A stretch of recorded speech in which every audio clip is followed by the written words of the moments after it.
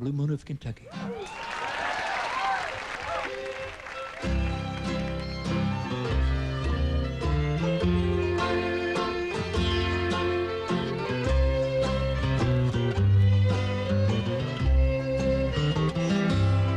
Blue Moon of Kentucky, keep on shining. Shine on the one that's gone and proved untrue.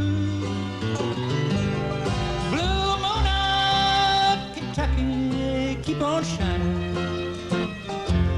Shine on the one that's gone and left me blue.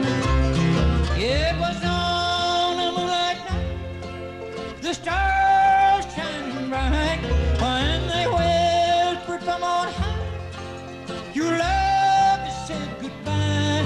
Blue Moon of Kentucky, keep on shining. Shine on the one that's gone and said goodbye. We got some stuff with some wood and some stuff, but I'm not telling you what it is. I'm not telling you what kind of wood it is. Chris, I took Chris, he was not supposed to tell me what they were getting today. I said it's some stuff with some paper and there's some wood and stuff, but I'm not telling you what kind of wood it is. I'm not going to tell you anything about this. Well, I'm not telling you, Papa, because it's your birthday and it's a surprise. Now he says, if a tree falls down, we're going to get a tree, and a tree falls down. If a tree falls, that's the way he's going. If a tree falls down, Papa, who are you going to get to help you? I said, I don't know, Chris. He said, I can help you. I can handle tools. I can handle tools. If a tree falls down, on a clear blue sky. If one of your trees falls down, who are you going to get to help you? And I said, I don't know, Chris. He says, I can help you. I can handle tools.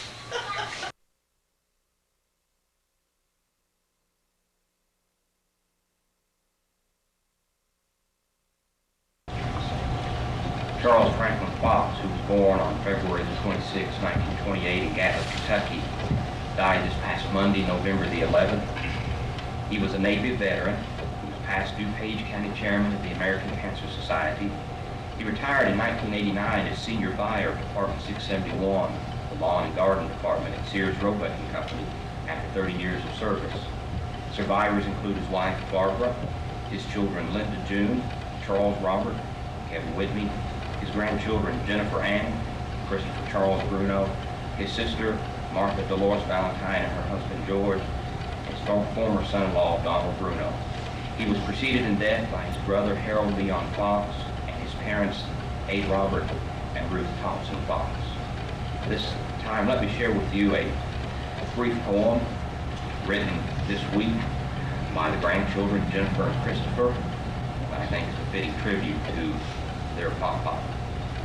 Our Pop-Pop was our best friend, and our love for him will never end. He helped his family and friends through thick and thin.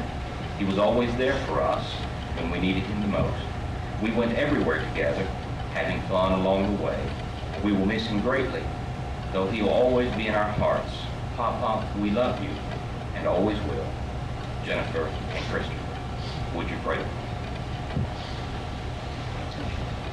Almighty God, as we gather in this place to share our grief and the passing of a loved one and a dear friend, we ask your grace upon us, that your grace would sustain us in the sorrow that is in our hearts, and that somehow, Lord, in our time together this day, you would help us to celebrate the life of Charlie Fox, to recall to our mind the many happy memories that he's left with each of us, and to celebrate together the joy that he brought to our lives. Bless this family and all that they go through, days and weeks ahead. Guide them with your strength and with your grace, and lead us with your courage. Through the name of Jesus Christ our Lord. Amen.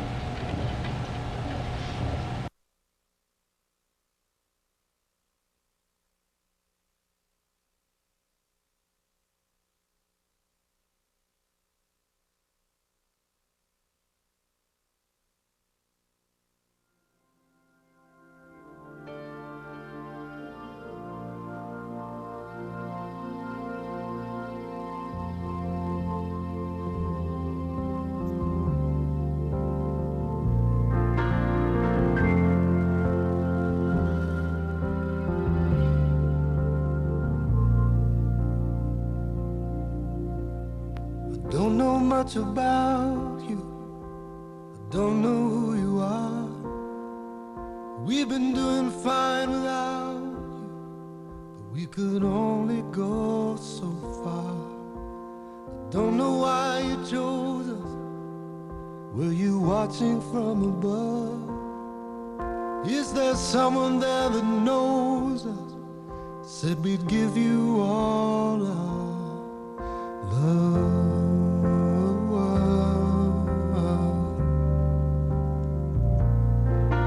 Will you laugh just like your mother? Will you sigh like your old man? Will something skip a generation like I've heard they often can? Are you a poet or a dancer? Devil or a clown, or a strange new combination of the things we've handed down.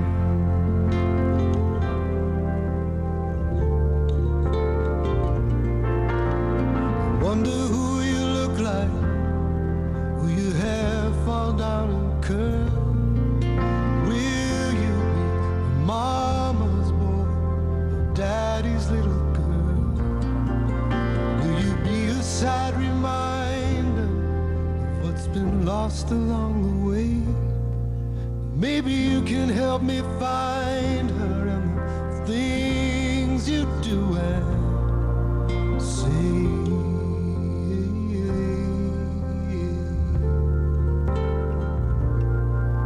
And these things that we have given you, they are not so easily found. Oh, but you can thank us later for the things we've handed down.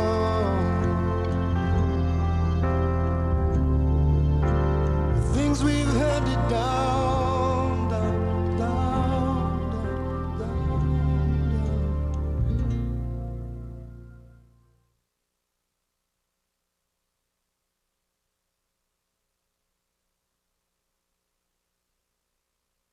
I'm Vernon Green, 80 years old. I found Mr. John Fox, me and my brother-in-law, when he passed away. And he was a good man. He wasn't a better man in this country than he was. And his son, I knowed him, Ade Fox. He worked for the Southern Mining Company Cattle for years and years. And they finally moved back to his home place where he raised. Then he moved to Laurelville, Kentucky, where he passed away. And he was a good man. And he married some of my relations. I don't know how close. Mr. John Fox, he had brought a rope and a sack. He had cut up corn. And on the far end of the cemetery, he laid his rope and his sack across it. And he made it back, I'd say about 300 foot of gas. He sat down and he passed away. He had his hat pulled down over his face. It didn't look like he'd moved a foot. And he was a good man.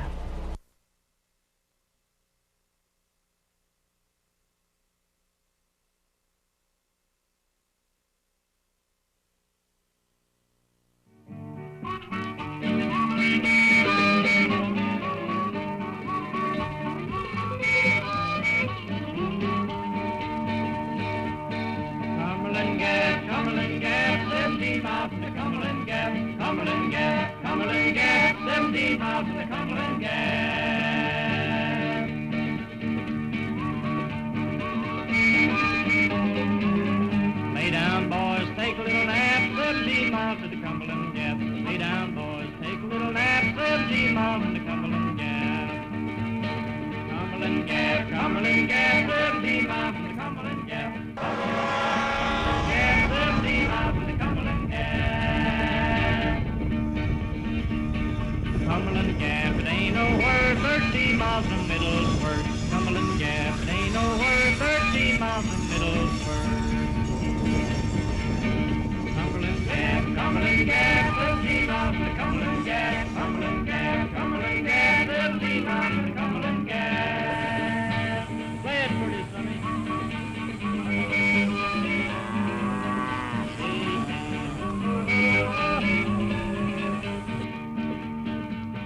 Play it again.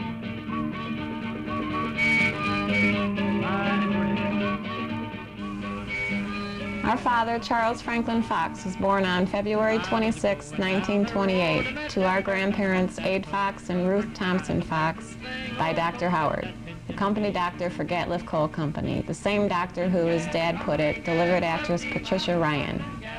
Gatliff, Kentucky, a small coal mining town run by the Southern Mining Company of Gatliff, later to become Gatliff Coal Company. Yes, Gatliff was truly a company town. Today the name Gatliff remains, but the town is nearly empty. It sure seemed to Dad that it was gone. Quite a few years ago, he returned looking for any signs of the old town. He left only with tears and memories.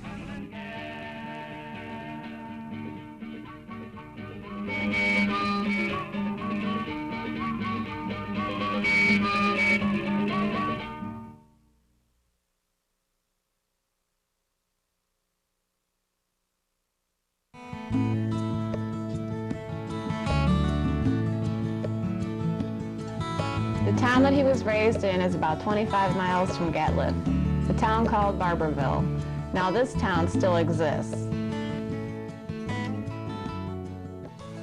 So town should have burned down in 1929. They settled into this house, and here's Dad's family when he was in the 7th grade and Aunt Dolores was in the 6th grade.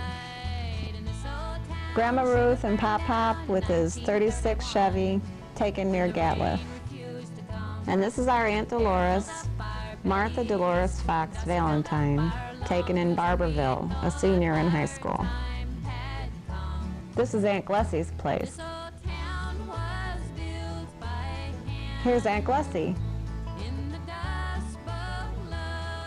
And this is Pop Pop and our dad, taken in Barberville in 1954. And here's Grandma Ruth and Dad. And here's our dad and Grandma Alice. Alice used to visit for a week or two at a time. He always enjoyed her visits. This is Betty Jo Thompson and Uncle Sam Thompson at Aunt Glessie's on Greasy Creek in the 50s. And then we've got Grandma Ruth and Aunt Mellie. And here's Barberville High School, which today only has the gym remaining.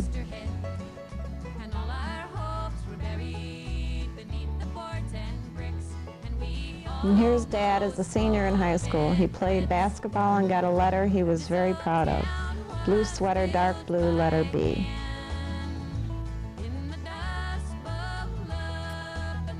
And here's Dad's graduation class, 1946. He was valedictorian of his class. Something to be proud of. Here's a Christmas picture of our Aunt Dolores, our cousin Dorothy, and our dad. Taken in 1955 on Christmas Day. And here's Grandma Ruth and Pop Pop taken at Gatliff, probably the last time they visited Gatliff. And here's our dad with Pop Pop when he came home from boot camp. And here's some pictures of our dad in his Navy days on the USS Macon.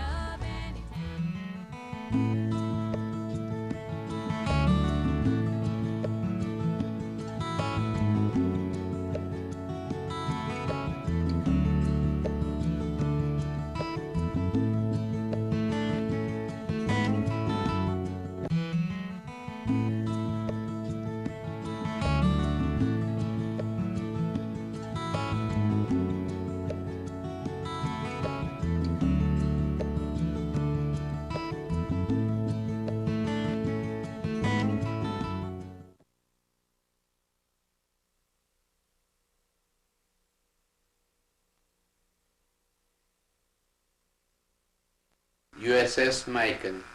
How many? And it was a heavy cruiser. We had about 1,000 people on the ship.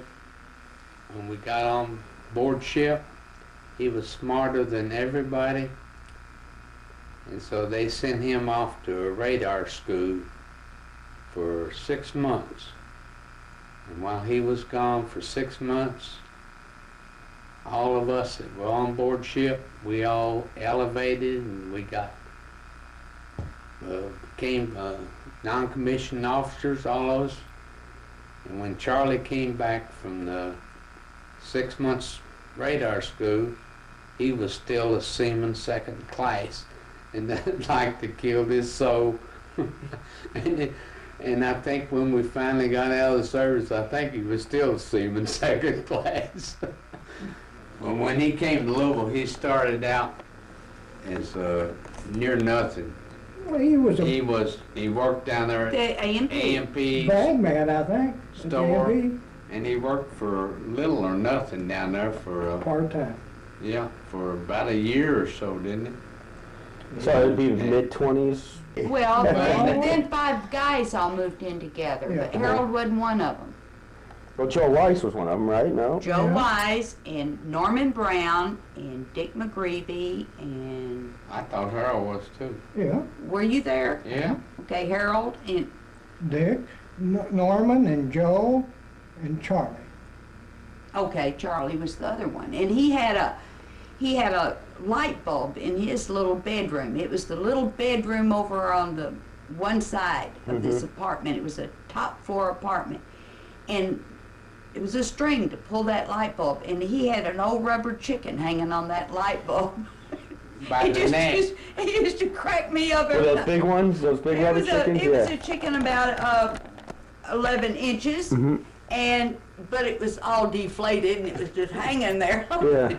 And I always thought that was so funny.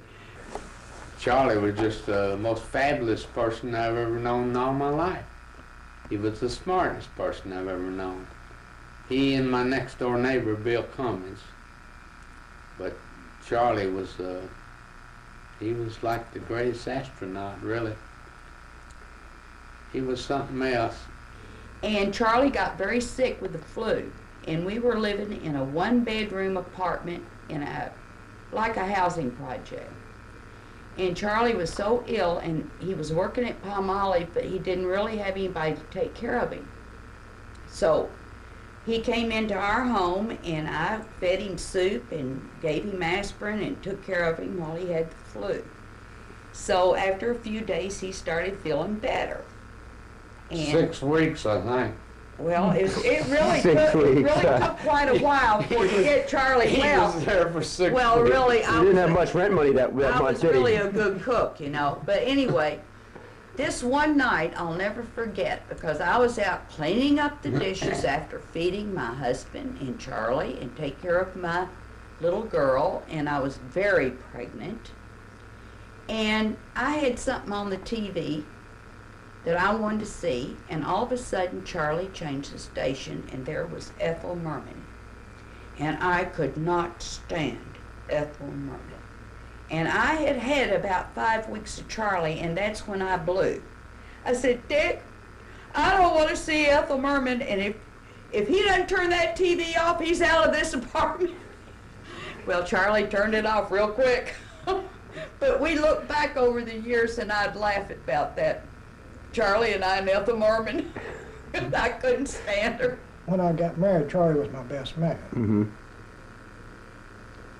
Well, he came up on us. It was on a Friday night. We were staying at the Merrimack in Cincinnati. Of course, next morning, we got ready to go to the wedding over in Newport. Of course, we had to go to the bar and have a few drinks to get up that false courage to get married. And if it hadn't been for Charlie, I would probably still be there at that bar still drinking.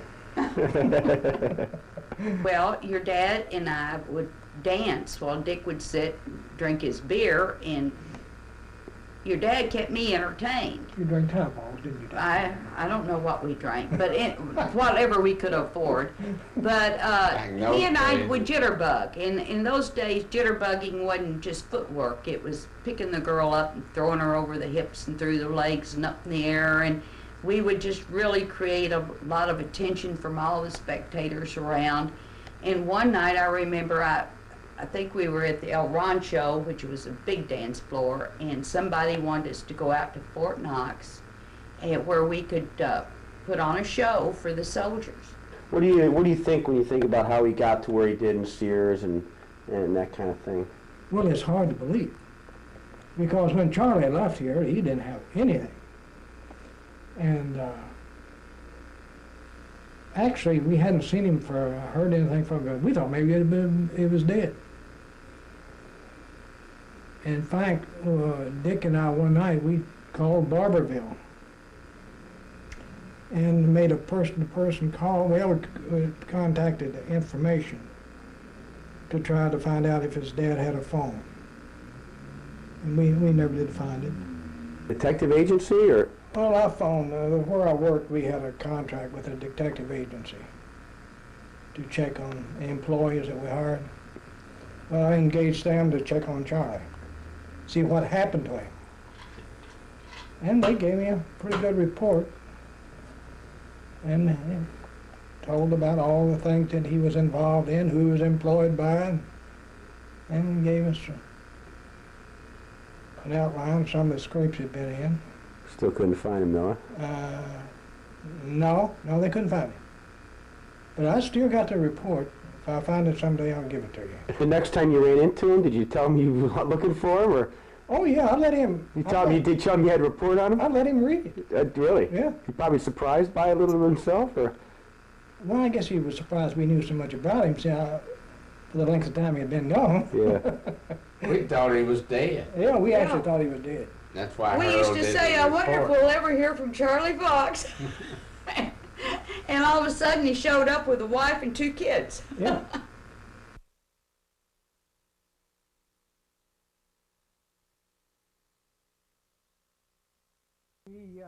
We're Bob and Teresa McGarvey from Hudson, Ohio.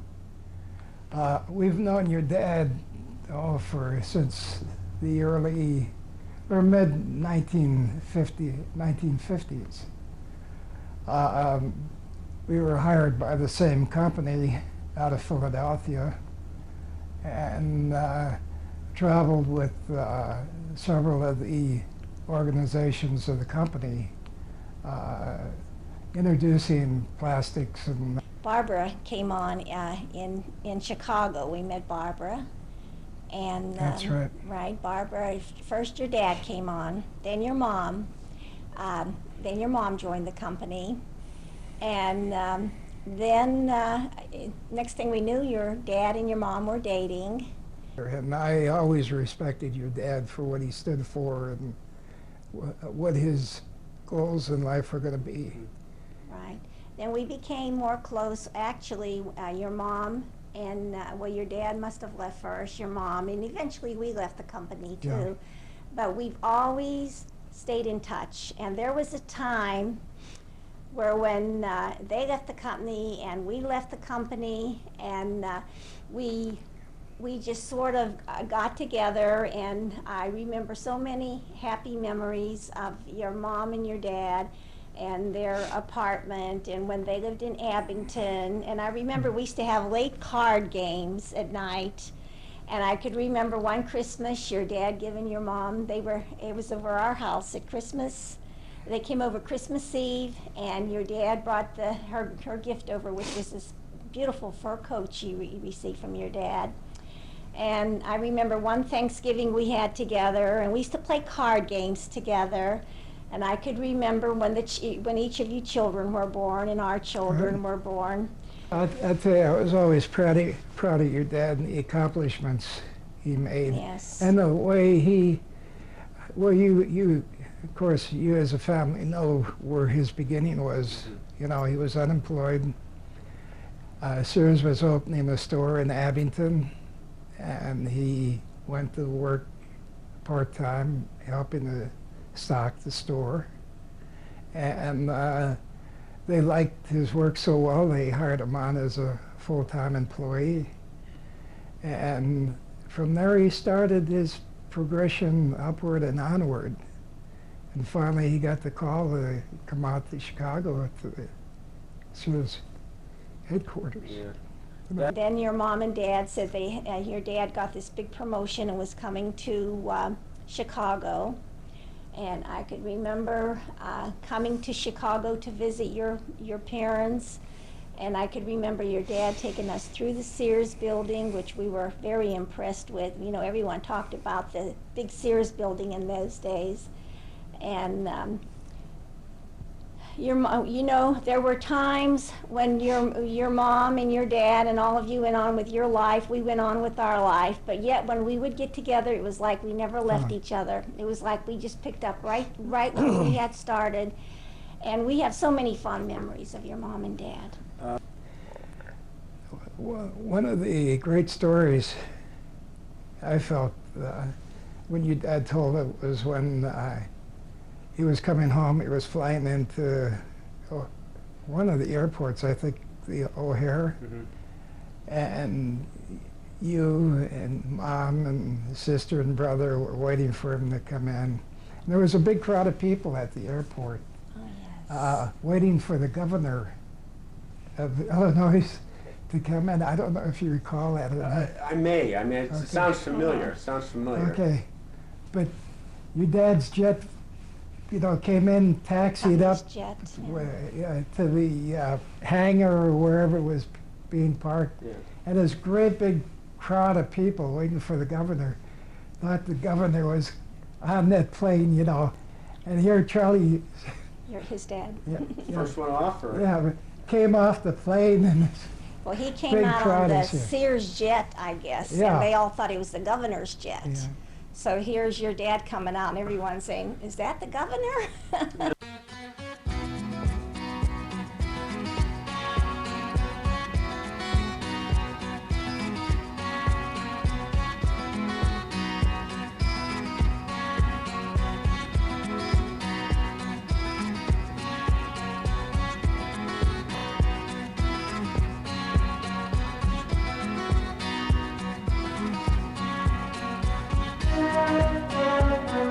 Climbing up on Salisbury Hill, I could see the city light. Wind was blowing, time stood still. Eagle flew out of the night.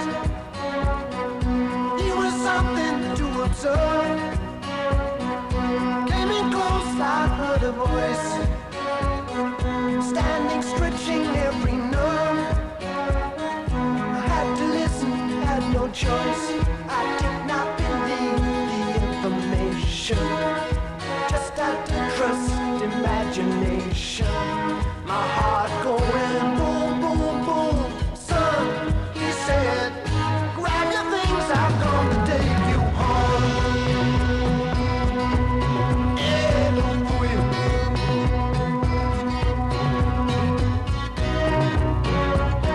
To keep in silence, I resigned. My friends would think I was a nut, turning water into wine. Open doors would soon be shut. So I went from day to day. My life was in a rut, till I thought of what I'd say.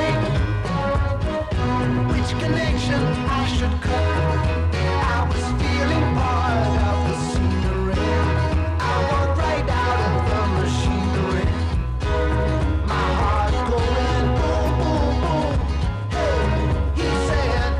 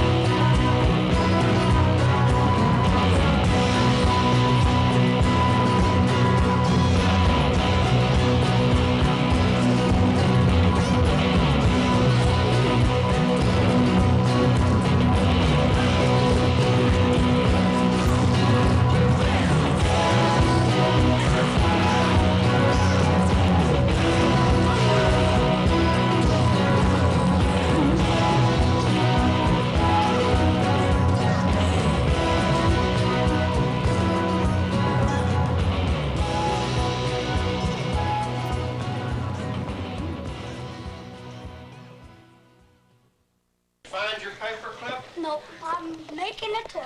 Upstairs? No, go around. And I'm coming downstairs. Here's the living room. You have to talk about it. There's a big TV. And there's because we got my grandpa. Chris, you have to talk about this room. You have to talk about Chris. You have to talk about this room. Okay. Stand, like, sit here. Sit here. You have to sit there. Okay, now. I'm going to give you a tour of the house. Well, I'm not sure I'm going to firm. It might be a long one, but who cares? Does anyone else? Well, good in school, don't you? Yeah. Pop-Pop's real proud of you in school. You know that? Yeah. Yes. Pull it up bigger, bigger, bigger. Up the sky. It'll go blow up the sky. Hey, boy. Boy, oh boy, who did all that? Nobody's supposed to go there or upstairs. Who did that? Me, Kirsten. Huh? Kirsten. Chris, get out! Boy, oh boy. You can't get upstairs either, huh? Nope. Why? Let him open his present. I'm going It's Pop-Pop's birthday today. And And you're cutting his cake. Boy, this nice gift here. Right down here. Oh, Chris boy. got that. What? Nice. Yeah, I got that for you, Baba. Baseball cards, huh? Okay, don't. I know you're gonna like that. Huh? Don't you like them? Yeah, I like them. I like her. What show? I'm not going to make a show. Oh, be still, Chris. You got me with a needle here. Where are you going to the dance? There's my schoolie. Well, stand up. Go over there and stand up. Let me see your shirt. Is it on? Let me see your shirt. Is it on, Grandma? Yes, it is. Oh, stop it. Why? Pause it, because I'm not ready yet. Yeah. I've been away on inspection my shirt. Sorry. Well, I'll tell you, Chris, women don't know about shirts and ties. And See that button right here, Chris? Mm-hmm. You have to button that right there. See inside? See it? Oh, I never knew that. See, I wouldn't do you any good. he's good. Don't. He's been a man in a suit a long time. He's been a man in a suit a long time. Okay, ready? Okay, and you still got Dominique 10.0 and everything. Yeah, I would too. He's a babe. Babe, let me kiss.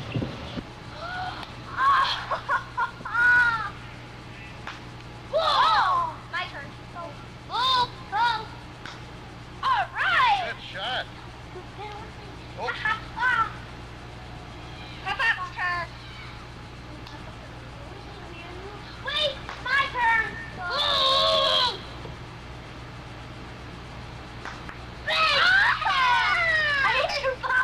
You go twice.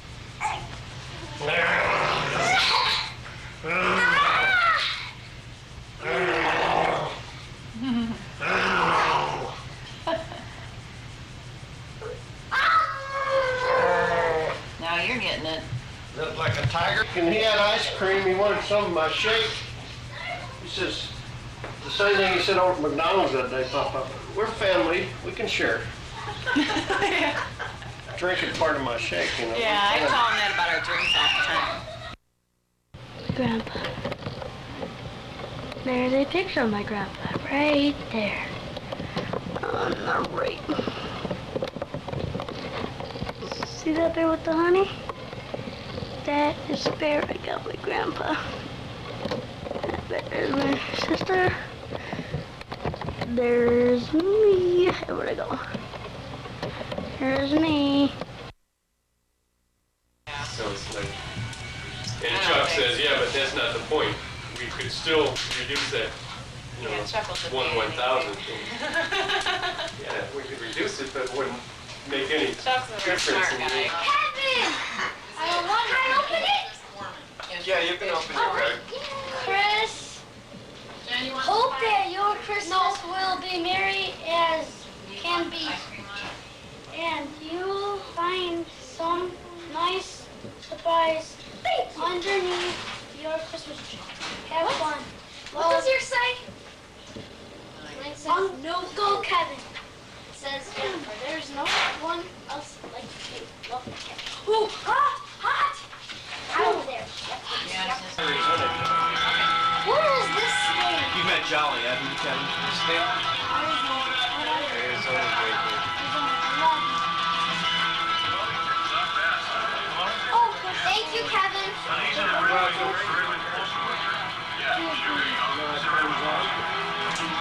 Wait, I want to read it. Hold on, well, nobody quite like you. Hey, what about this? Hey, that's the same thing. Brother. Oh, this is from Kevin. This is Kevin's one to me. I know. Hey, thanks, Kevin. Kevin, I didn't open up your card yet, but I guess they did for me. I'll see what Mom is. All right, I'll be a rich man by the time I'm out of here. Mom. Reads it, said she. The code's right here. Yeah, you have to put the code in, right? That's all I need to I've know. watched Field of Dreams before. Oh, no, you're not a dad. I wonder. Wake me up when it's Tuesday. Is that what we sound like? Mommy. Did he bright? Mom. What? I wonder if Tell me, Charlie, is that better, the sweater, the orange I wonder juicer? if there's money in any An of my orange envelopes. juicer. Well, I went looking. Don't count on it. They're broke now from buying your gifts. I wonder if there's any money in my envelopes. I don't know. But you said once you were going to get That yourself. was a juicer was for vegetables and all, not just oranges.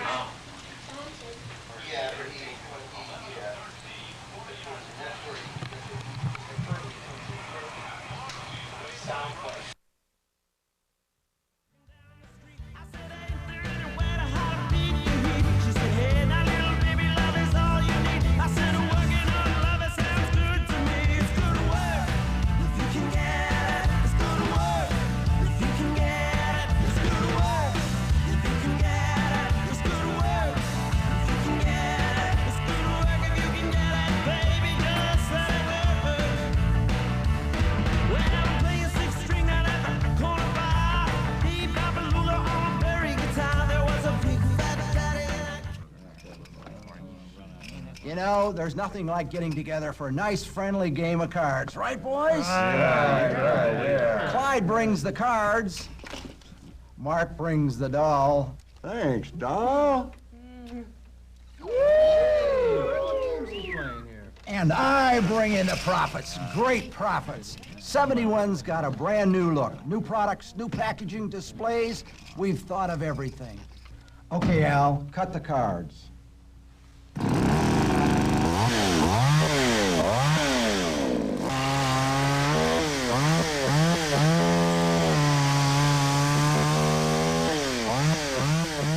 The new 71, everything you always wanted in lawn and garden, and more.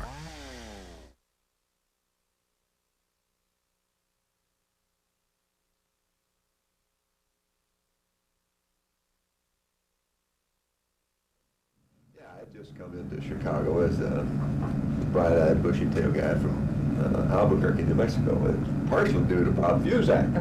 He's the guy that recommended me. I've hated him ever since. I was on the retail staff. One of the jobs I had was working on the infamous shaving program. Sears used to sell electric shavers in the hardware department, if you guys recall. Oh, yeah. And so Bob Dyer asked me to go out and make a study. So I made a whirlwind tour of about, I don't know, 10 different locations. And Philadelphia was one of them. They had a shaver center in Abington. And of course I show up, you know, generally about an hour earlier. And it was Charlie's day off. But here he comes on his day off, in khakis, dressed casual, kind of like we were. And he was about 135 pounds of romping, stomping dynamite. Just, you know, looked like kind of a drowned rat. But you could tell the way that, you know, the salesman that he had talked about him, and just meeting him for the very first time, he was an impressive guy. And basically, you know, we talked about the shaving program, and of course it bit the dust I don't know, sometime after that.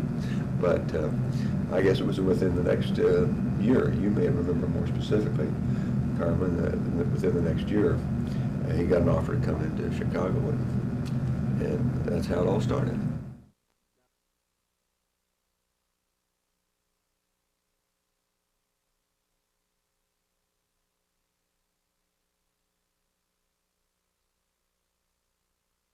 I met Charlie at the airport. I was assigned to kind of coordinate his introduction to our headquarters. But that was really a second meeting, because we had been following each other's progress through this newsletter that 609 put out. We were both in retail, and we were both in the top 20, and so I'd watch the Abington store and he'd watch the Saugus store to see who would be struggling for positions.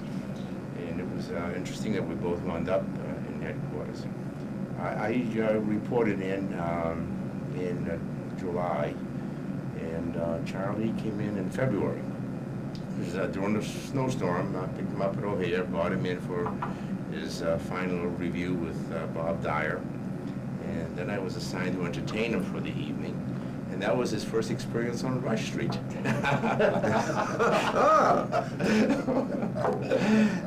We didn't do much. We just wink, wink, nod, walked nod. around, you know, all country boys there from the small cities, trying to take the big scene in Chicago, and we were a bit mystified. Head dinner, reviewed the street, and then brought him back to the hotel, and that was the end of that quick tour.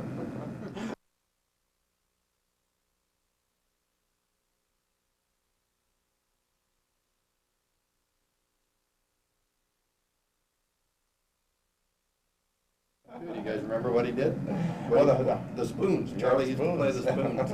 Great spoon player. In fact, you reminded me of it. Chuck, with a picture of Harry Grumish, because you guys remember the weekend we spent down in Savannah with Harry, and they got around. They had a group that played harmonicas, and they had different instruments. And Charlie got the spoons out. He was playing the spoons. I don't remember the first time I met Charlie. Really, I came into parent, as it was called, in a different direction. I wasn't one of the whiz kids or $1 million sales managers. I was just a poor little farm boy from Wisconsin. Came in I think it was October of just before Charlie did, between Carmen and Charlie. And but I got to know him very, very well, thank goodness, because we carpooled together and did a lot of things together. Of course, our families basically grew up together.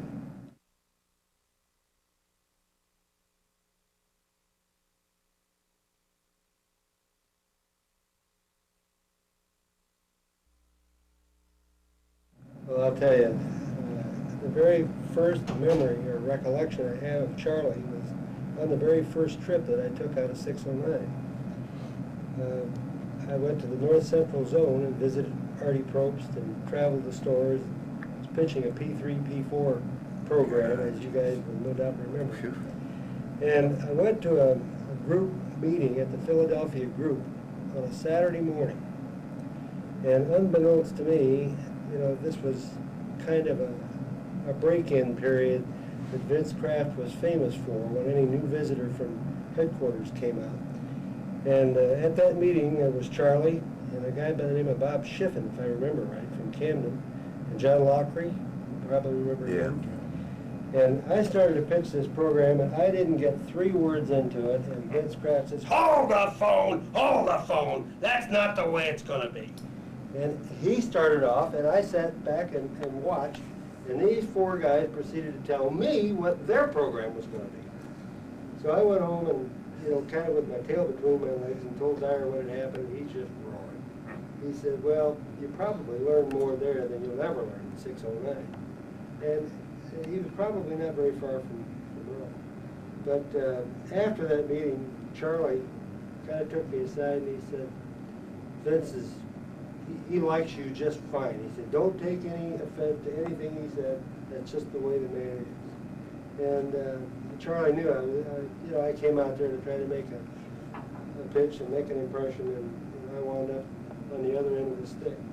But it wasn't long after that before Charlie came into 609, and I I very vividly recall his presence in the retail stand.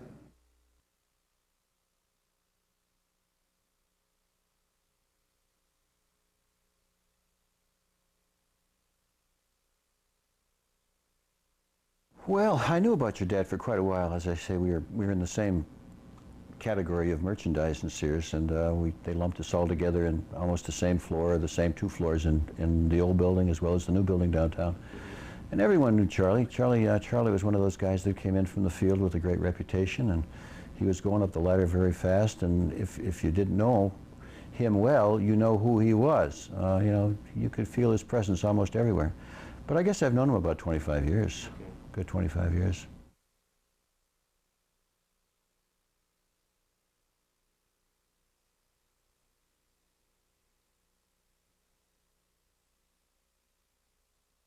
I came into Sears in July 1970. I'd come up for an interview sometime in March or April, and Bob Dyer asked Charlie. Charlie told me the story. He said, "Well, what do you think about this penny maker guy?" And Charlie said, "Well, he looks like a good hardware guy to me." So, okay, let's bring him. So I was up and I walked in expecting to go with another sales manager, but I walked in and Charlie is in the sales manager's desk, and I'm shocked. I don't know who this guy is. But Charlie and I took the next week. We took a trip to Los Angeles together, and we started our career on the first 747 that Delta owned back in 1970, and we flew from Chicago to L.A. And we took off and we got up, and I said, "Charlie," I said, "I think there's something wrong with this airplane." I said, "My lungs are hurting." He said, "Mine too." And about that time they came on, it said they left a door open on the airplane. They had to go back. They had to go back and land the door and fix the door. But Charlie and I started in L.A. That was the time of right after the Watts problems out there, and it was a little bit funny for 2 guys from Georgia and Kentucky going out to this the California land to work out there. So they figured, here come the rednecks, you know. But we had a wonderful time. It was good.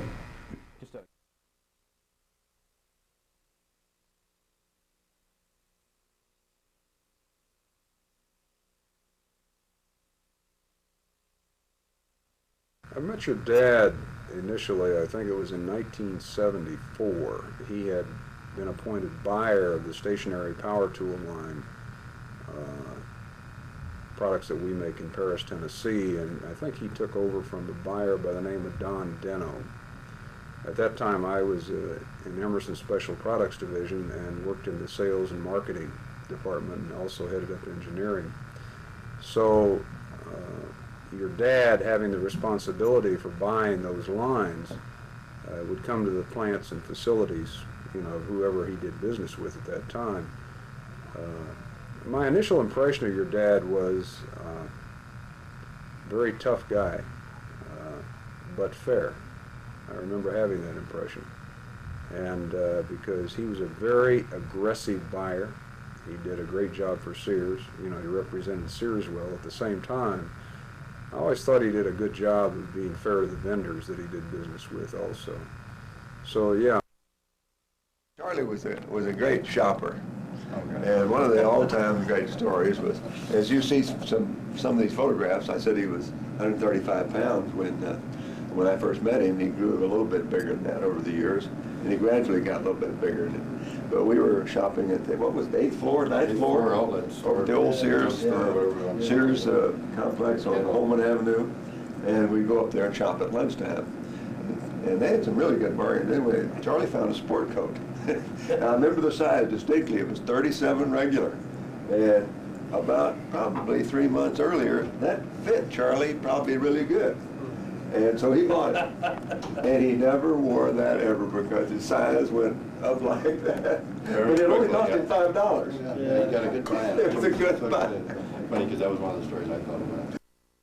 And I came from a small store back in Pennsylvania. In fact, your dad did as well.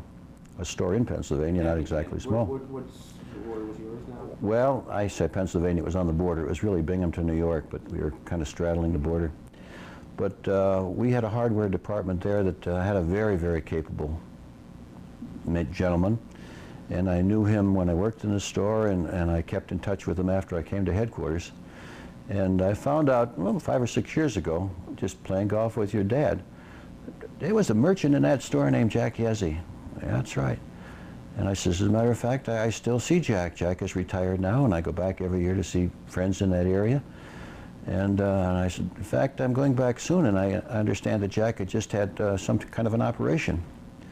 Before I went back, your dad and I played golf, and he pulled a hat out of the trunk of the car, and he said, I had this at home, and I'd like you to give this to Jack Yezzie for all the good things he did for me way back.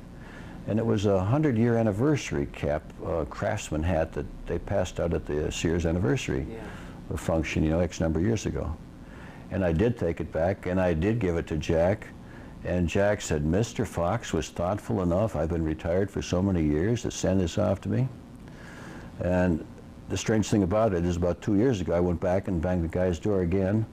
And on the mantle over his fireplace, he had the wedding pictures of both his girls, both of his daughters, and some pictures of his grandchildren.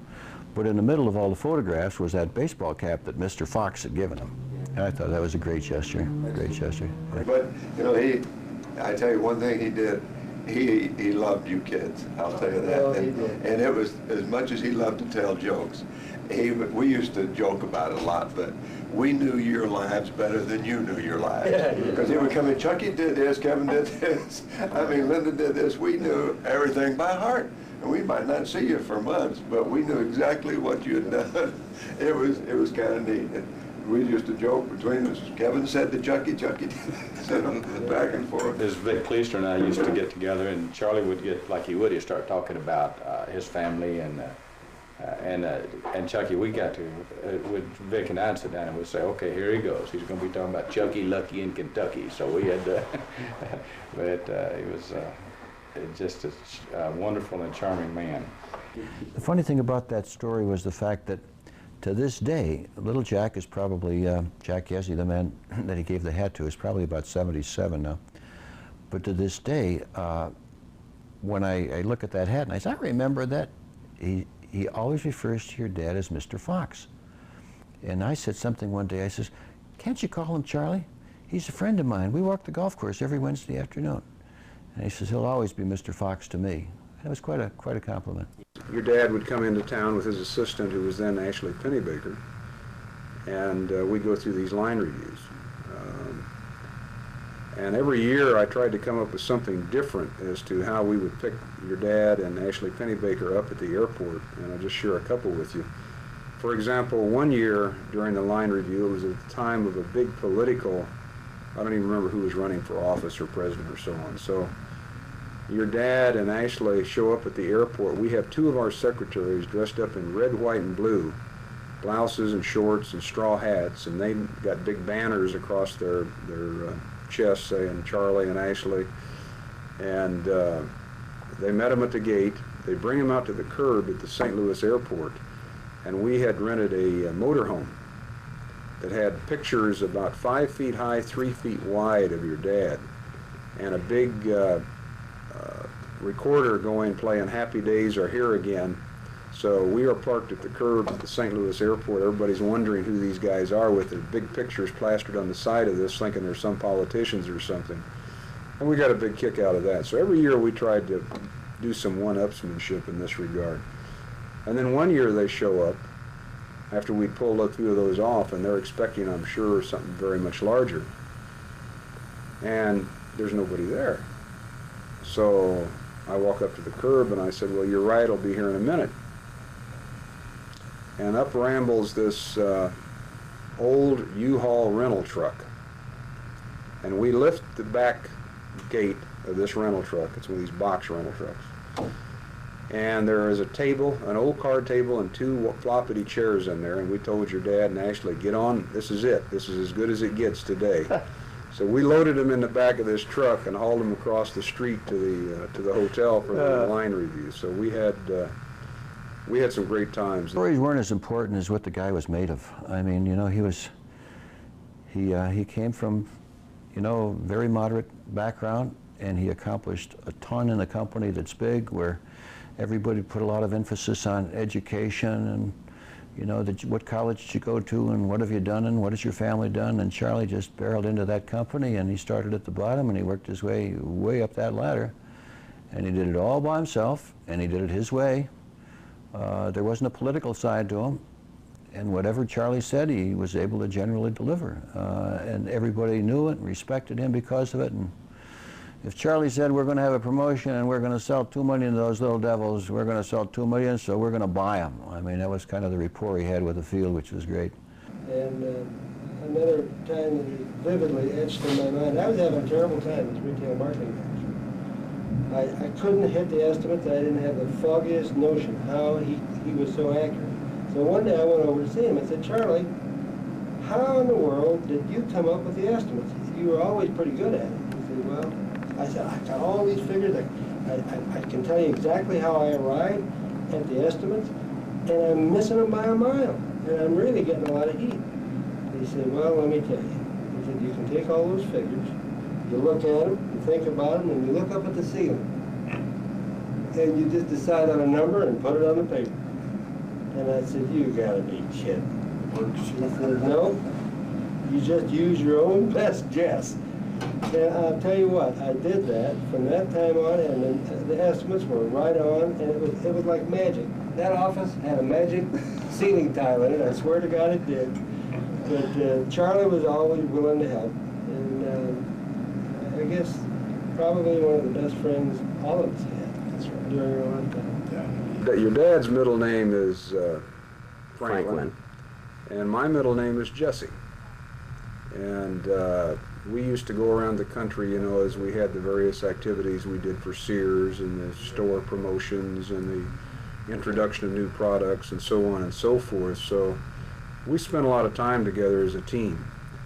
And when we wanted to go into a territory and really sell a program or promotions, you know, we were pretty aggressive about it. And I don't know whether we came up with the nomenclature, whether somebody else did, but they called us Frank and Jesse, like the James boys, because they felt we were not necessarily outlaws, but certainly very aggressive guys to go after what they wanted.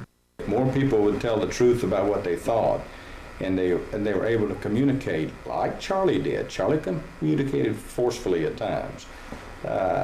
But Charlie communicated with passion, not with anger. Yeah, right. He was passionate about his work, and he was not mad about it. He wasn't a madman. Let me correct that. He wasn't an angry man. He was a passionate man. Yeah. So he worked his stuff with passion. And sometimes it looked like anger. Well, it was loud enough to be anger. It could have been called anger, but it was not. It was passionate. Yeah. And he was passionate about what he thought, and he was passionate about his hardware, and he was passionate about his family. And he was passionate about Chucky and Lucky in Kentucky. So Charlie was a passionate man. That was something that your dad and I had in common. Neither one of us had a college degree. We learned from the School of Hard Knocks. And we commiserated about that and talked about it. We were both pretty proud of that.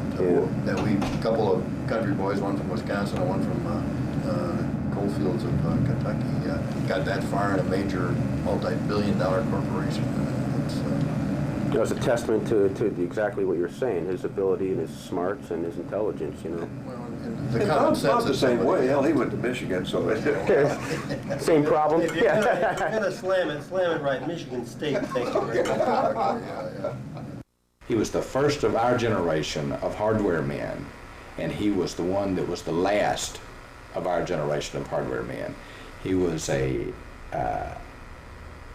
he really put this business above. You couldn't have put Charlie Fox in a washing machine business.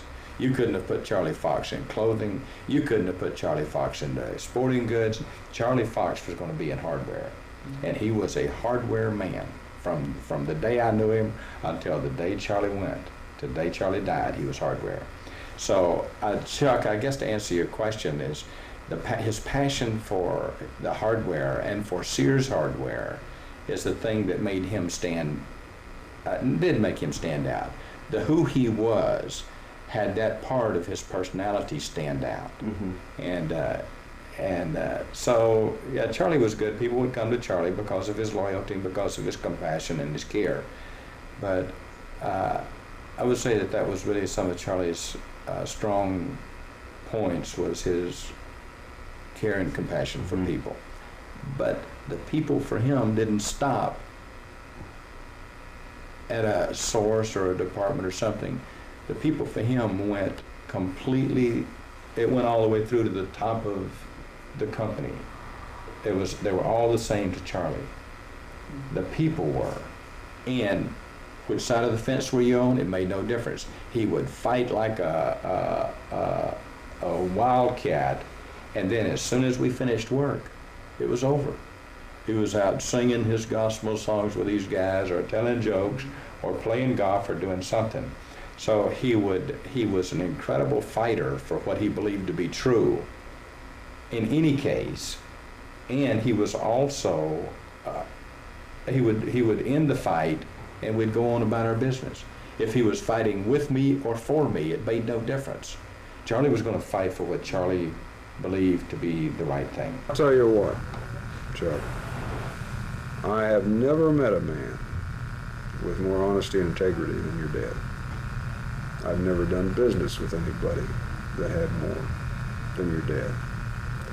Your dad was very straightforward, always extremely credible. And regardless of the circumstances, he always told it like it was. Good, bad, or indifferent, he always told it like it was. And it's an interesting thing about telling the truth, you know. You can always tell the same story twice if you tell the truth. And I think that's kind of the way your dad was. But, you know, you couple that with the fact that your dad was always accessible. You know, if he and I had things we had to discuss, it didn't make any difference whether it was during business hours or in the evenings. We'd have to talk to each other at home, whether we'd have to do it on the weekends or whatever, you know. That's the type of relationship that your dad was capable of developing and nurturing. And I think he did that with the people that he liked, and that not only in the business sense, but on the personal sense as well. But what was the phrase? Occasionally wrong, but never in doubt. Never in doubt. Never in doubt. That's well, right. I must Well, say, the real statement is often in error, but never in doubt. But Charlie was not often in error. Yeah. I wasn't very Charlie, smart, but not nearly as smart as Charlie was, but I knew enough never to get in a confrontation with him. and I did. I was a catalog marketing manager, and I got some terrible arguments with Charlie when he was the power tool buyer. It frustrated the hell out of me. I remember a couple of times coming out of these meetings, shaking my head. I cannot work with this guy. And we fought tooth and nail over a lot of things.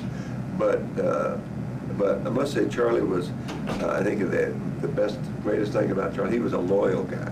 Besides, he was smart, his judgment was good, and had a pretty good putter, but he was loyal. Yeah. And he personally, he did a lot for me. He got me to be a buyer and so on. And he could have said, all those times we argued, you know, he said, you're a pain in the ass. He could have just scratched it, because he had an opportunity to pick up other guys. Yeah. But I remember he saw to it that I got a buyer's job, and I never did forget that. It was a truly loyal kind of thing. He took care of his friends. But I can tell you, he's been around a lot of celebrities in his life, particularly golf celebrities. And working at Sears, had the opportunity to meet a lot of celebrities. You know, we had a lot of them on contract, famous tennis players and golfers. And at one time, in our sporting goods department, we had a so-called outside consultant on every line. You know, Ted Williams was our fishing guy, and so. Your dad was you know, basically kind of a self-educated man. I think he went to Union College. Well, you got it. For a while, and then I guess he went into the Navy. But Charlie was a very, very bright guy. Even, you know, he might not have had a college education, but he was. Well, you know, he was a class of valedictorian. Yeah, he was a smart guy, and he was I know he used to correct everybody's spelling, invariably, on any kind of report. Not only that, he probably did yours. He could spot it, and he was fiercely proud of that. Assistant. Vernon Green. And Charlie got into it one day over the spelling of this word. And so, I mean, it was right out in the hall in front of the girls and the secretaries in the hall. And they're going at it. I'm trying to be the peacemaker, but then neither one is going to back up on who's got the right spelling on this word. So out of frustration, Vernon says, well, I have 2 master's degrees. No, you want to light a fire under Charlie. Oh, boy. I remember when he said that. I could and I'm thinking, Vernon, that wasn't the right thing to say. So finally Charlie says, well, I'll show you who's got the spelling of this word. Let's go pull out the dictionary. So out comes the dictionary. And when, you know, either spelling was right.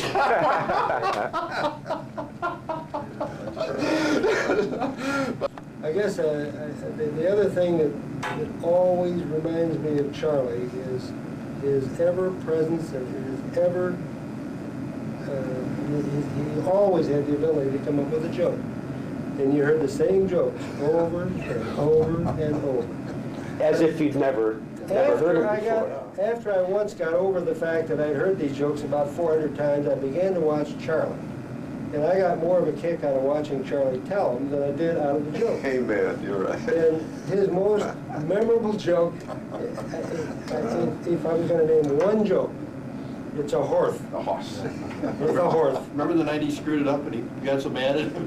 He was telling that story. And I don't know if he had too much to drink or what, Charlie. Charlie did.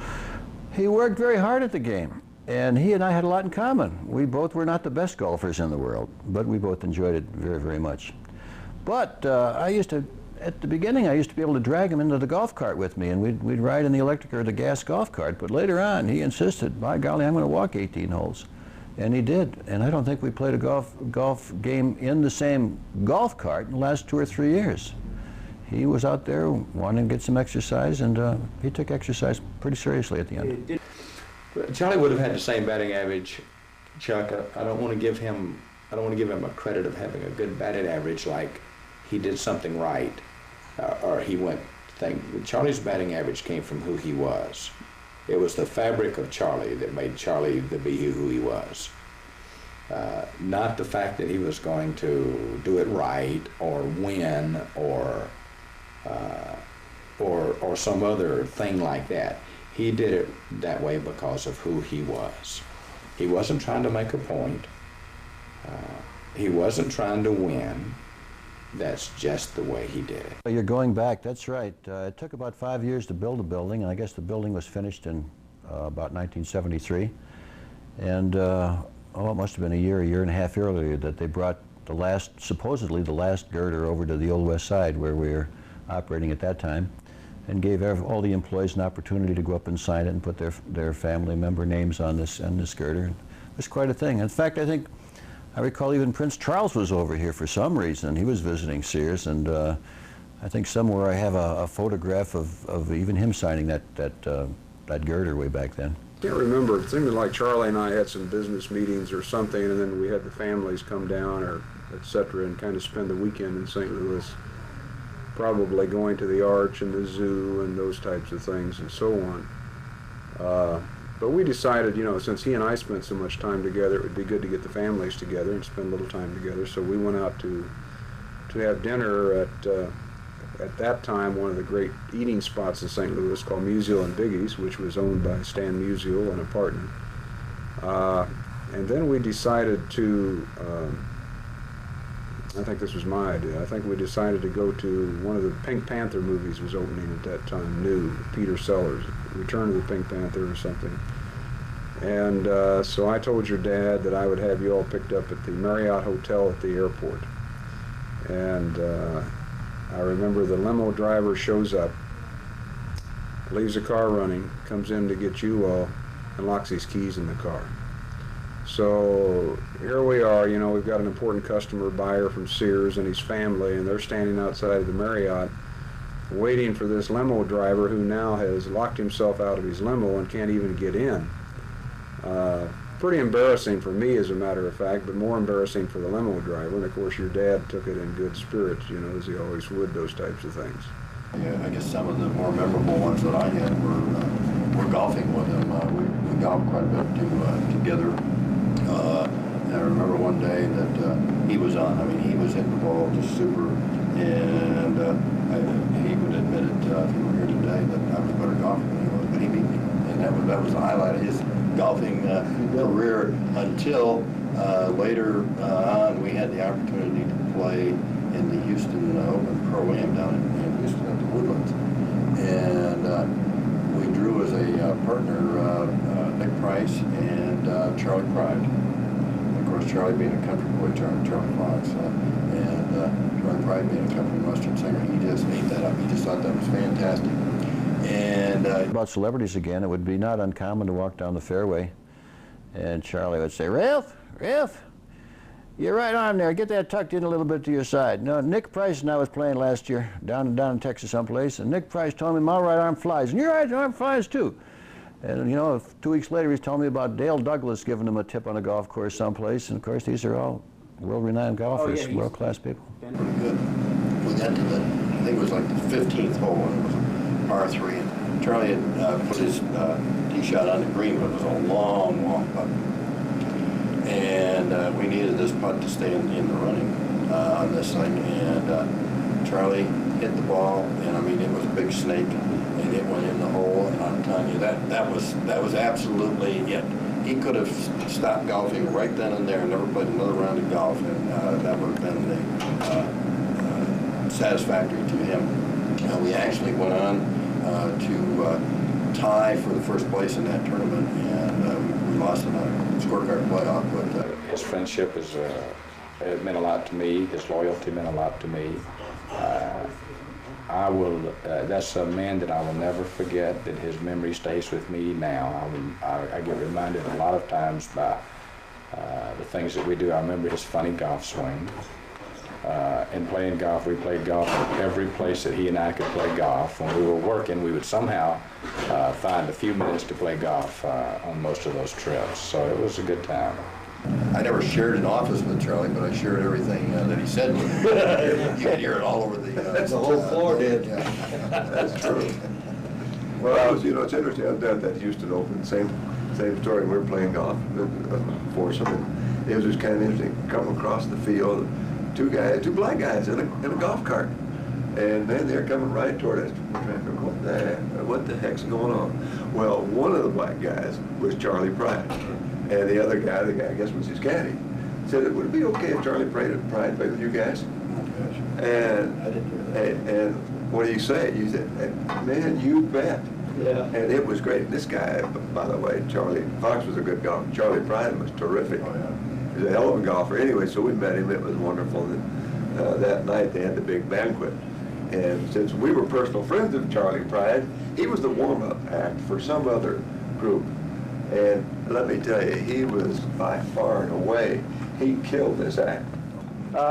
Charlie Pride came into our life with Charlie Fox.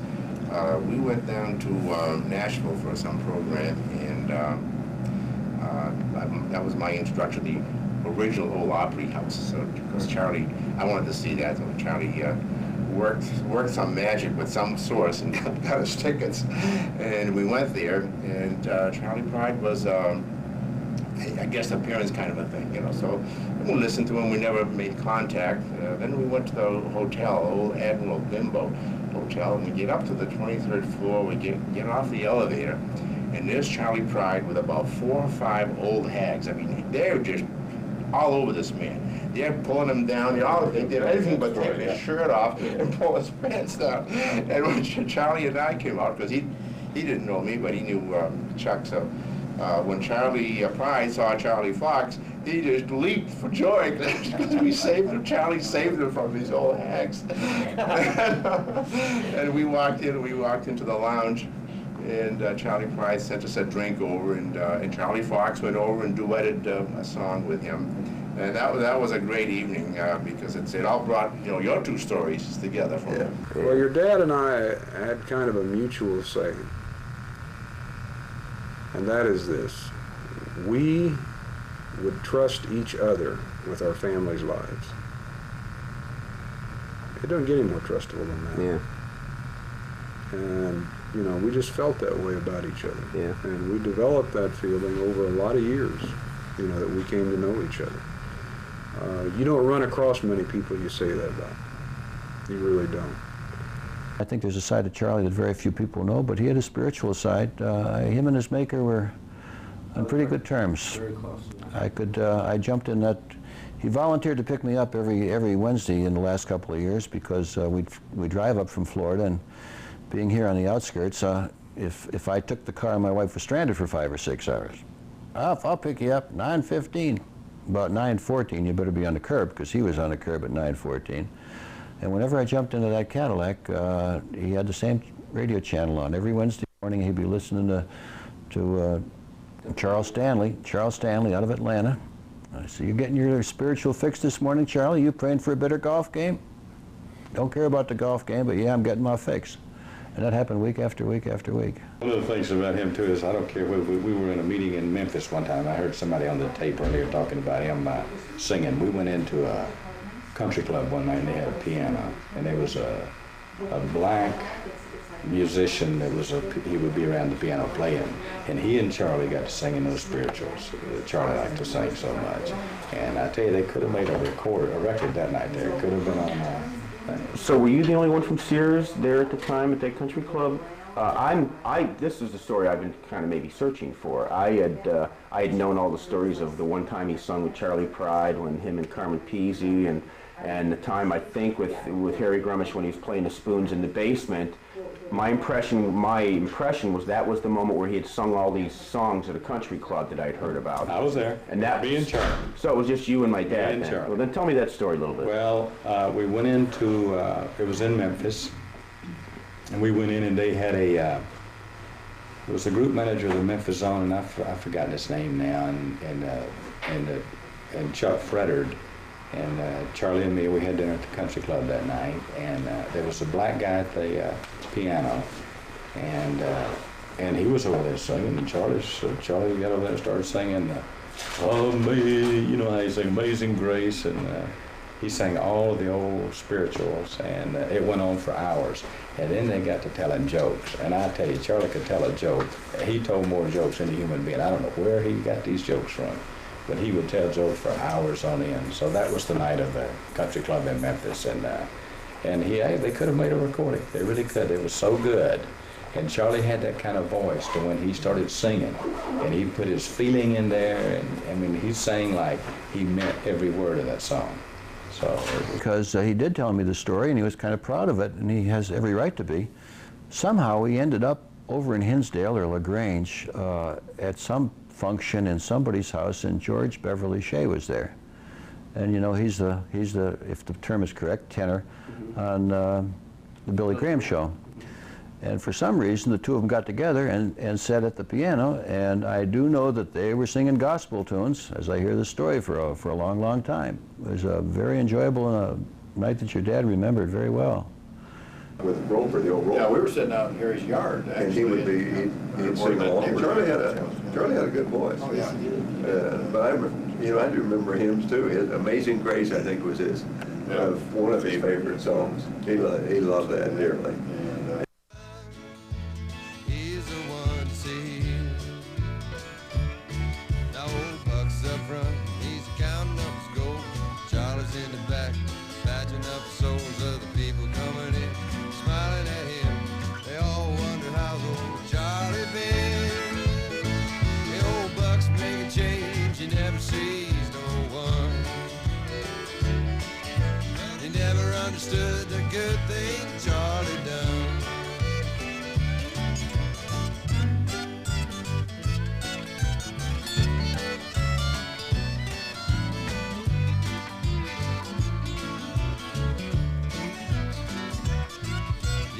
Charlie never had his name on the sign, never put a mark in the boot. He just hopes that you can remember him the same way that he does you. He keeps your measurements in this little book so you can order more boots later on. Well, I'm writing down some old Charlie size, 'cause I'm making him up a song. Charlie Dunn, he's the one to see. Charlie Dunn, who set her on the feet. It makes Charlie real pleased to see me walking with ease. Charlie Dunn, he's the one to see. The old Buck's making change, he never sees no one.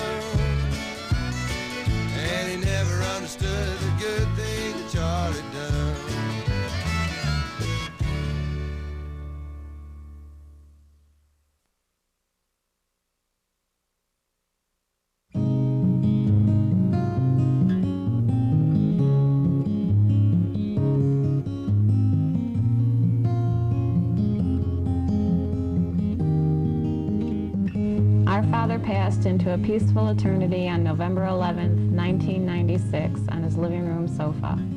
On this day, we all lost our rock, our teacher, our coach, and our daddy. As a family, we gained a better understanding of the sheer power of our father's touch on not only our lives, but the lives of other people.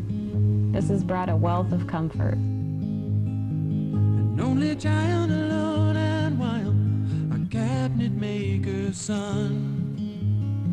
His hands were meant for different work, and his heart was known to none. He left his home and went his lone and solitary way, and he gave to me a gift I know I never can repay.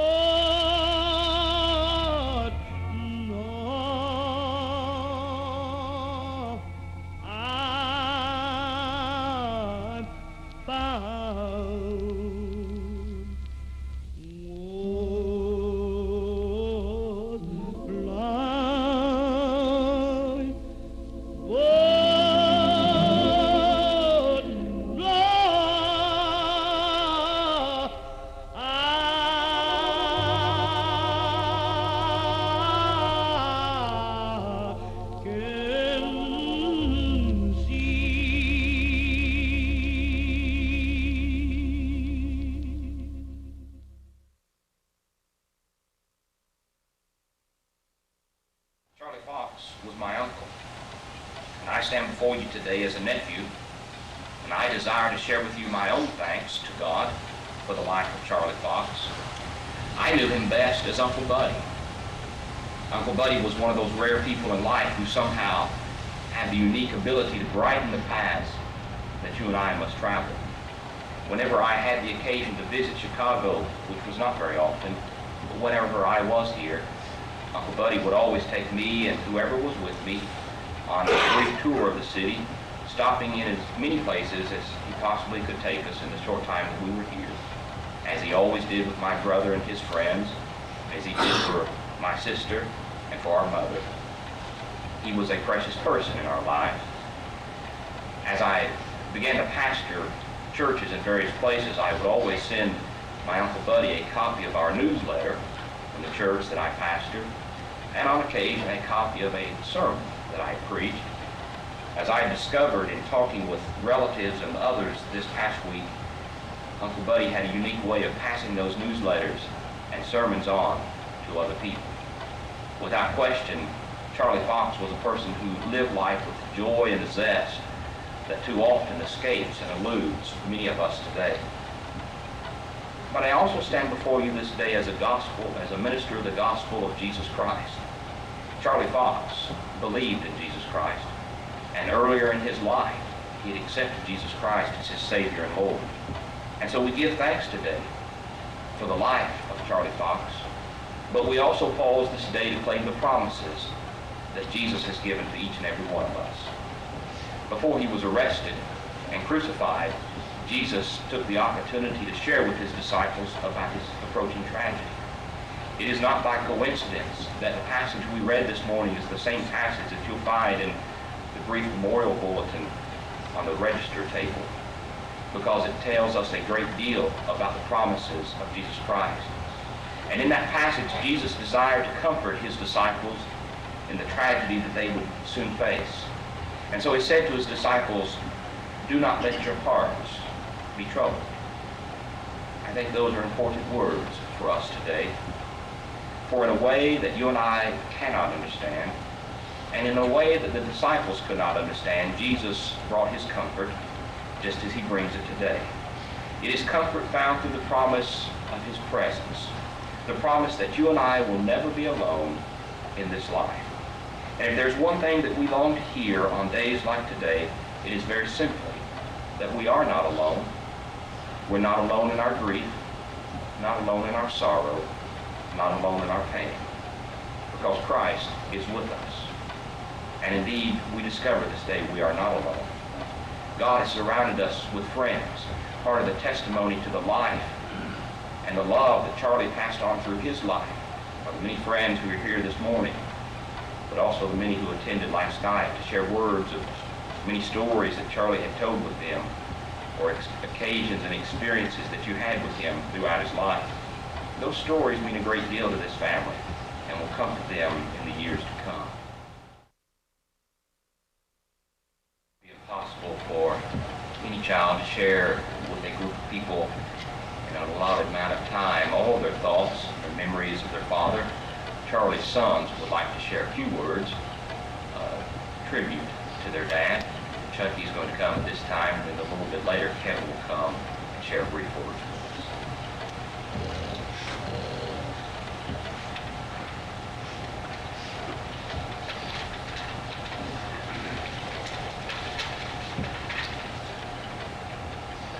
No one's death comes to pass without making some impression, and those close to the deceased inherit part of the liberated soul and become richer in their humaneness. Some of you have called him CF, and some have called him Charlie. To some, he's our Uncle Buddy, or Charles, and to most of you, he's friend. And he was also Charles Franklin. But we know him, our family, only as one simple and beautiful word, and that is Daddy. He was a great teacher in life, and I'd like to share with you some of what I've learned from this warm and gentle man. I've learned the true meanings of the word Father and grace, family and love, and caring and hope. I've learned the word support, but most importantly, I've learned the word commitment. I've learned that grace is moonlight on water and not sunlight at noon. That the goal of life is for unconditional love, allowing for the world to indeed become a garden, a heaven on earth where all kinds of flowers can bloom and grow. That when people love each other, they don't look at each other, they look in the same direction. That you never let your children down, and you never ever let them think the world is dark, for it is always a beautiful day for baseball. And for cookies, right, Chris and Jen? And that the positive is where the light is, and that we should all reach for it. That you don't quit, that you rise every day with real and determined spirit to face the most important challenges in your life, and that you do not give up whatsoever. That a good bit of humor goes a long way in the darkness, that you can live and you can let live, that a smile is the whisper of a laugh. And I learned about his heart. Living in the truth in your heart without compromise brings kindness into the world. And attempts at kindness that compromise your heart cause only sadness. Mr. Ashley Pennybaker spoke of Dad's passing, that a heart attack must purely have been my dad's true destiny. For my father's committal to the work of angels, his heart pumped overtime. And that made us all better people for knowing him. Charity is in the heart of man, and righteousness in the path of men. Pity the man who has lost his path and does not follow it, and who has lost his heart and does not know how to recover it. For when people's dogs and chicks are lost, they go out and look for them, but yet the people who have lost their hearts do not go out and look for them. The principle, I guess, of self-cultivation consists in nothing but trying to look for the lost heart. I appreciate now what a privilege it was to know my father, to be Charles Robert Fox, son of Charles Franklin Fox. We don't get to choose our privileges, but when they do come, it's very important to know them for what they are. To watch my father pass into the ether on his way to heaven was the most tremendous honor to which I will always cherish. And on that day, he taught me a new word. That day, I learned about a word called helpless. My most beautiful thoughts of my father are the simple ones. My most respectful thoughts are, of course, the tough love ones. For his direction was flawless, and I stand before you now to prove that it was effective. We will think of him often, and we will visit with him often. We will leave things for him often. We hope you know and remember that angels come down in the rain because they don't want to get their wings wet. So when it rains, we'll be thinking of the beauty of having our special angel down on earth to be with our family. And they will be over at Aunt Dolores's too. He will be over at Aunt Dolores's too. And when it doesn't rain, well, he'll be soaring in flight, so he can take care of the business of angels. And keep an eye on those people who mean the most to him as well as those who are suffering. For Charlie the angel rides tonight. And there was a shepherd in the same country abiding in the field, and keeping watch by night over the flock. And an angel of the Lord stood by them, and the glory of the Lord shone round about them. And to all his Sears family, we love you. We hold you in our hearts as purely our Father did. For friends like you don't get created, or I should say for foreign friends, you don't create the magic, you find it. Friendship is far more tragic than love, for in some cases it lasts longer. For his spirit lifts me now, and I will sustain any crisis that I encounter, for Daddy has taught us all many a lesson. But what is a man's, excuse me, I was going to get there. But a man's reach should exceed his grasp, or what's a heaven for? Godspeed to our family and friends. Hold fast to whatever fragments of love and memory that are left of our Father, for sometimes a mosaic is more beautiful in an unbroken pattern. Let the desperateness pick the flowers, and let them flowers of memory, and let it bind the bouquet. And I will forever remember, and I hope you do too, all about a man's heart that we all once captured. For it was beautiful and it was full of life. The poet E.E. Cummings once described heaven as a keen city which no one's ever visited, where always is spring, and everyone's in love, and the flowers pick themselves. God bless all of you, and God bless my daddy.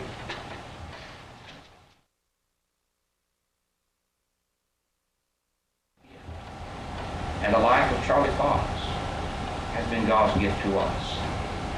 Let's thank him today for that gift. And in thanking him, we will find in God the strength and the comfort to sustain us in our loss. May God's blessings be upon him. Kevin comes at this time to share a few words.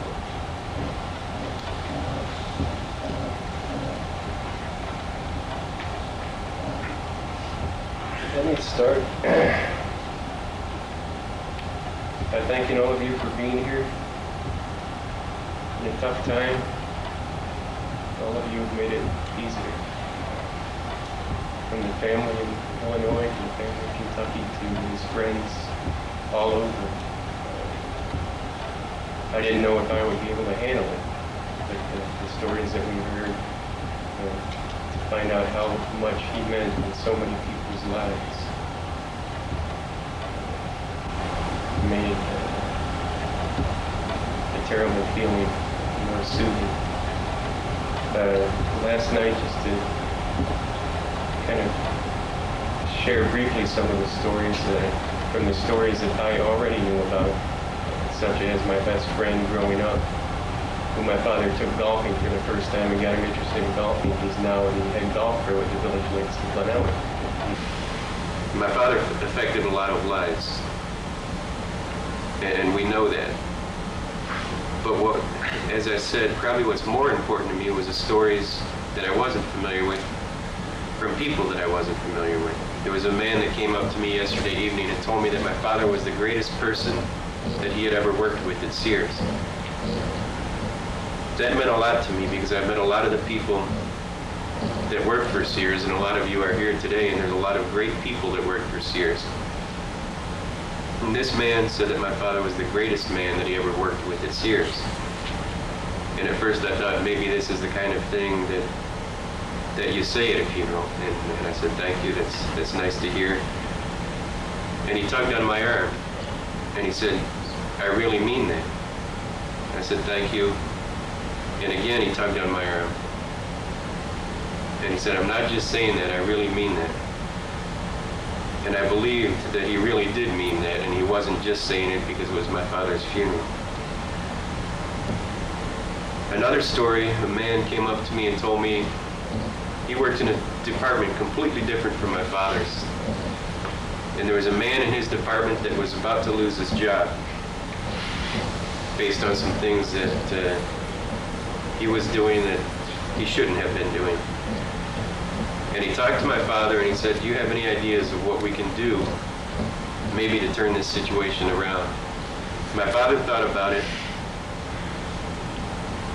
He said, give me some time, give me a couple of days to think about what we should do. He took a couple of days,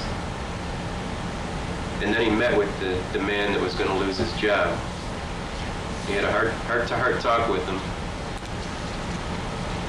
And according to this man last night, from that time that my father had to talk with him, the man completely changed and he worked 16 more years for Sears as a great employee. If my father wouldn't have done that, the man most definitely would have lost his job.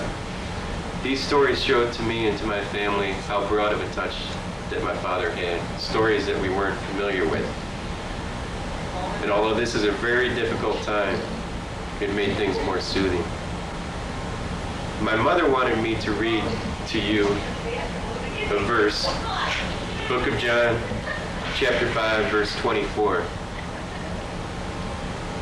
which express her feelings at this time. The verse reads, Verily, verily, I say unto you, he that heareth my word and believeth on him that sent me hath everlasting life, and shall not come into condemnation, but is passed from death unto life. On Monday my father did not pass from life to death, but rather he passed from his death on earth to an eternal life of peace and joy in heaven. My father's true reward in life, his true rewards were not promotions or that kind of thing. His true rewards were when his family showed appreciation to him. Those were the things that he cherished. If you look at our home, it's kind of a shrine to that. Every little thing that we ever gave him that symbolized that we loved him was put somewhere in the home. I'd give him things when I was 5 years old, and he still had them up on the mantle or in the den or somewhere. He still had him, and he still looked at him, and he still cherished him. There were things that I couldn't have held on to for more than a couple of weeks or a month without losing him, but he can keep them. He would have kept them for 100 years if he would have left 100 years, lived for 100 years, and just cherished him every day. One of the things that he had was above the TV was a poem that my sister Linda had written to him. And Tuesday, the day after his death, I was reading the poem, and although Linda had written it, I thought that it spoke also for me, and I think I can speak for Chuck in saying that I think it also spoke for him. So I asked Linda for permission to read the poem, and she at first maybe wanted to rewrite it, but we agreed that this was the way to go because this is the way that she wrote it while he was alive, and how she felt about him when he was alive, and really how we felt about him when he was alive, and how we still feel about him. The poem is titled My Dad. My dad is one of a kind, the best you could ever find. He's there when I need him, even when I don't. Because even when I think I don't, I do. Never does he hesitate to lend a helping hand. He thinks it's what he's here for, what makes him a man. A wonderful dad, a caring person, my lifelong friend. They say you can't have it all, but I feel as if I do. There just is nothing to compare. My dad is always there. I love you. I love you, Dad.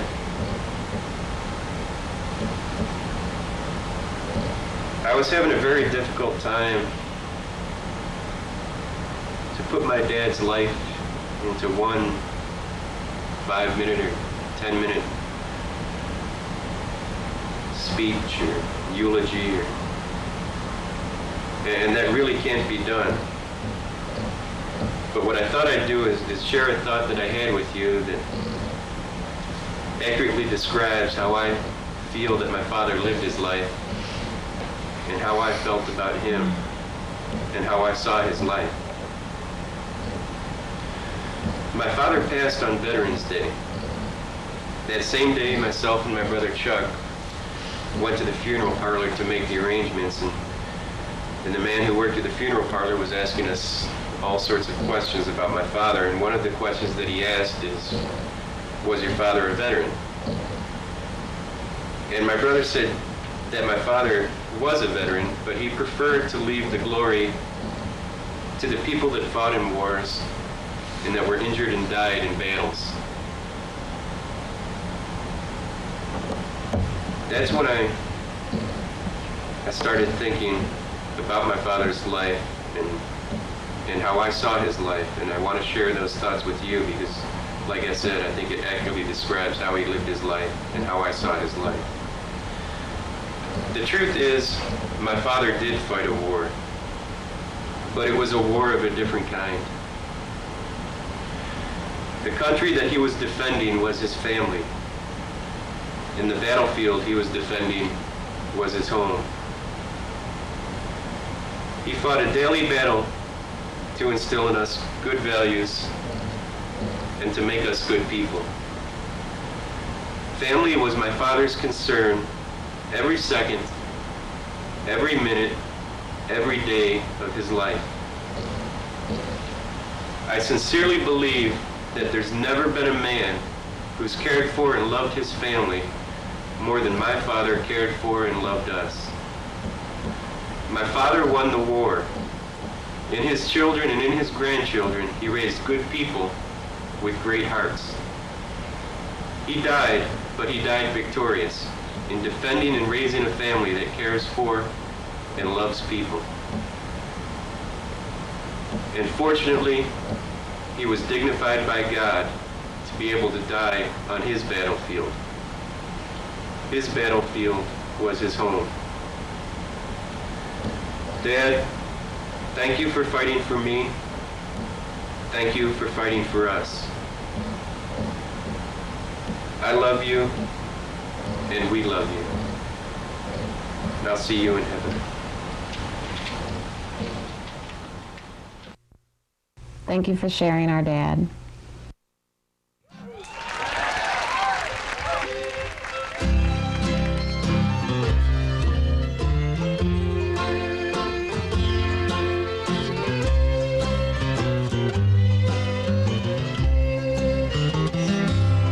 Blue moon up, Kentucky, keep on shining.